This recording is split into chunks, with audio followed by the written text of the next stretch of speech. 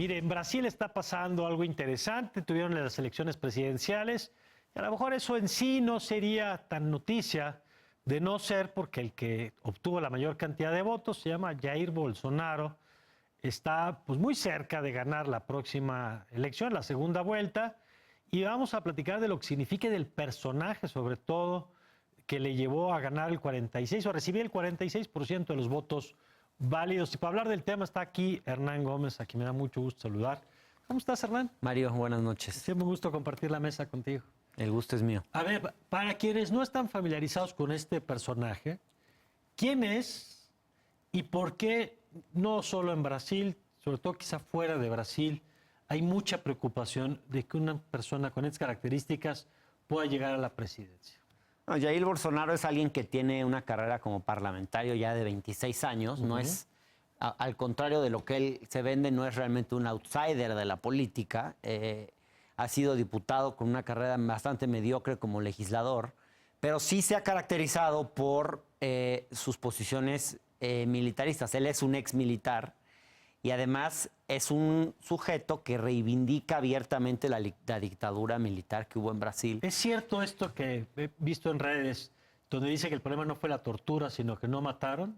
Exacto, dice, el problema de la dictadura fue haber torturado y no matado. Debieron haber matado a 30,000 personas como en Argentina, incluido el expresidente Fernando Henrique Cardoso. Así se refiere a sus oponentes. Y hay una larga colección de declaraciones de él a lo largo de la historia. Desde algunas misóginas, homófobas. Ha dicho, por ejemplo, que prefiere tener a un hijo muerto que saber que es gay. Ha dicho, se ha referido abiertamente a los quilombolas, que es como les llaman a las comunidades afrodescendientes de ciertas regiones de Brasil. Ha dicho que no sirven para nada, que son unos inútiles, que no trabajan, o sea, expresiones de racismo abierto.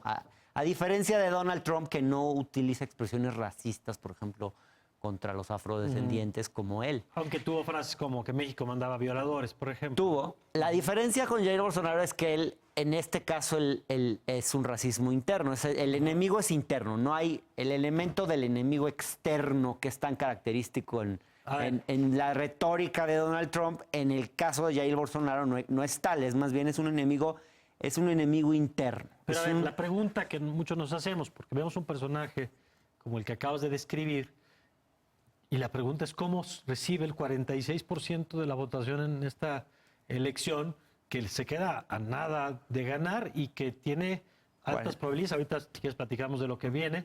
Pero ¿cómo es que tiene esta fuerza electoral? ¿A quién representa? ¿Con quién está conectando su discurso? ¿O es el efecto péndulo después de la crisis que han vivido los gobiernos de izquierda? Es una mezcla de fenómenos. Si uno analiza el perfil de votantes de Jair Bolsonaro, es alarmante ver que son fundamentalmente personas de clase media, con un nivel educativo relativamente alto, tienen varios, digamos, licenciatura o preparatoria completa.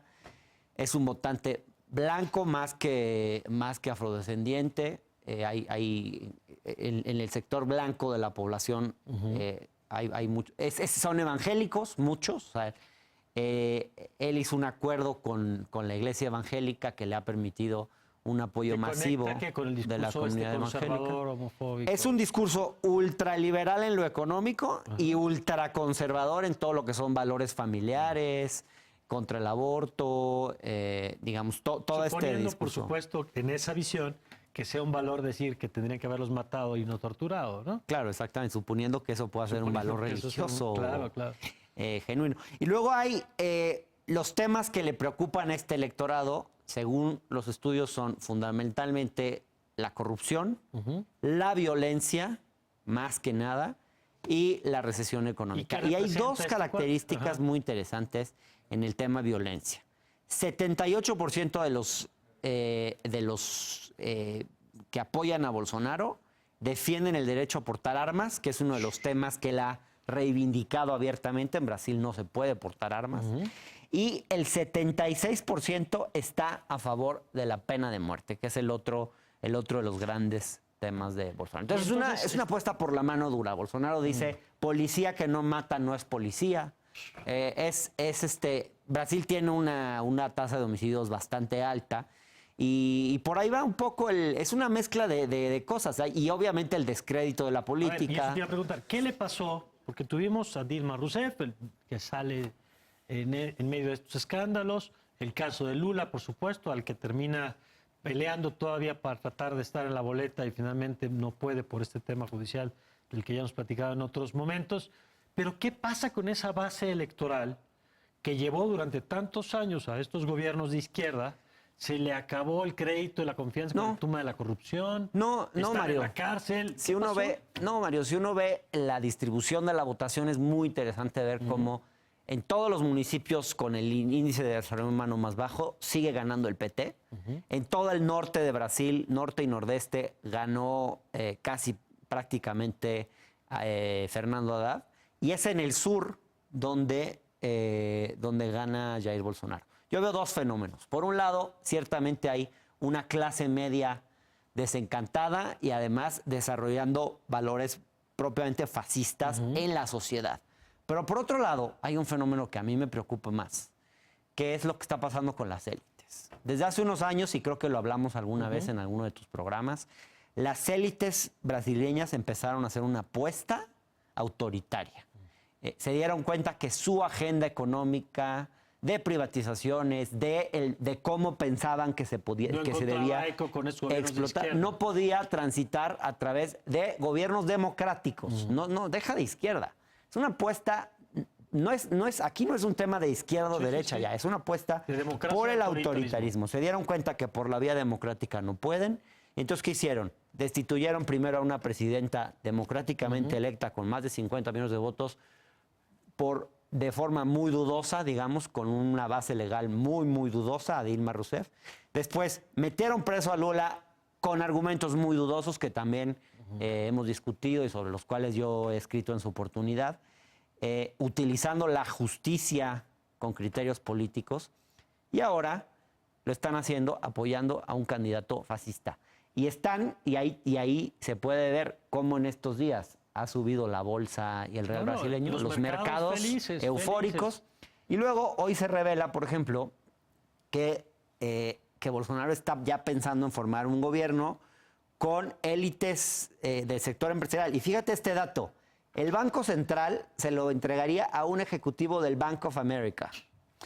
Está pensando poner en algunos ministerios a gente de Goldman Sachs, de Santander, pero mira, de TIM, la Telefónica. Es decir, hay una élite que está pactando con una alternativa fascista y antidemocrática. Eso me sorprende menos. Lo que me sorprende es el respaldo que tiene, y eso me lleva a la siguiente pregunta. ¿Viene a finales de este mes, el 28-29, cuándo es? El último domingo de octubre es la tercera vuelta. El último domingo de este mes, la segunda vuelta. Los escenarios que dicen va a ganar, o todos los que comparten una visión más democrática van a cerrar filas en torno al que quedó en segundo lugar, pero que quedó con una distancia muy importante. Es poco probable que se pueda revertir el triunfo de Bolsonaro. Obtuvo 49 millones de votos, es un 46% en la primera vuelta. Que yo recuerde, no ha habido ningún candidato que tenga un triunfo de ese tamaño en la primera vuelta que pierda en la segunda, porque además, si sumamos los votos de Haddad con los votos de Ciro Gómez, el tercero en la contienda, que ganó 12,4%, con el pequeño 4% del partido del PSDB, que ya dijo que va a dejar libres a sus votantes, que no ha tenido la responsabilidad de llamar a votar en contra de la alternativa autoritaria, no sumamos... apenas sumaríamos el 46%. Hubo un 26% de abstención. Uno esperaría que esa gente saliera a votar pues para mantener el régimen democrático. Si no me equivoco, normalmente en la segunda vuelta vota incluso menos, ¿no? Quizás en una elección más politizada el escenario pueda cambiar, pero ese 20% que no está votando es el porcentaje de desencantados, claro, de más desencantados con la democracia, que rechazan a cualquier candidato. Por último, Hernán, si ganara, en el escenario que nos estás contando, ¿qué efectos tendría para la región? Lo platicamos hace rato con Andrés, la frontera con Venezuela, en el momento en que vive Venezuela, el peso geopolítico que tiene Brasil en América Latina. ¿Qué efectos ves? No, terrible porque no lo veo en una línea de cooperación regional, no la veo en una línea de fraternidad con América Latina. Creo que, digamos, que consolidaría y marcaría prácticamente el regreso de la derecha a Sudamérica, pero de una derecha, de la ultraderecha, digamos. Entonces, más bien lo que preocupa es que Brasil, que una de las economías más grandes del mundo y la mayor de América Latina, se sume a esta ola de ultraderecha con una apuesta, digamos, antidemocrática, que es, digamos, incluso si uno, creo que sería interesante en algún momento analizar similitudes y diferencias con Donald Trump. Donald Trump tiene por lo menos, digamos, y no quiero reivindicarlo en absoluto, no creo que... pero por lo menos hay una apuesta a un modelo de, por ejemplo, hay una apuesta a la industrialización, a la industria nacional, hay un discurso nacionalista. Aquí no hay discurso realmente nacionalista. Entonces tampoco socialmente, digamos, lo que está planteando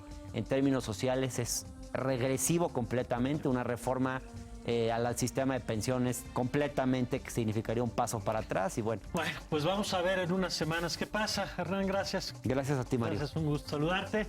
Vamos a hacer una pausa y regresamos con Alejandro Ponce. Vamos a platicar del índice del Estado de Derecho en México con datos concretos, indicadores concretos de cómo estamos en toda la República Mexicana, cuáles son los estados que casi la libran, los que están reprobados. Lo platicamos regresando del corte. Ya volvemos.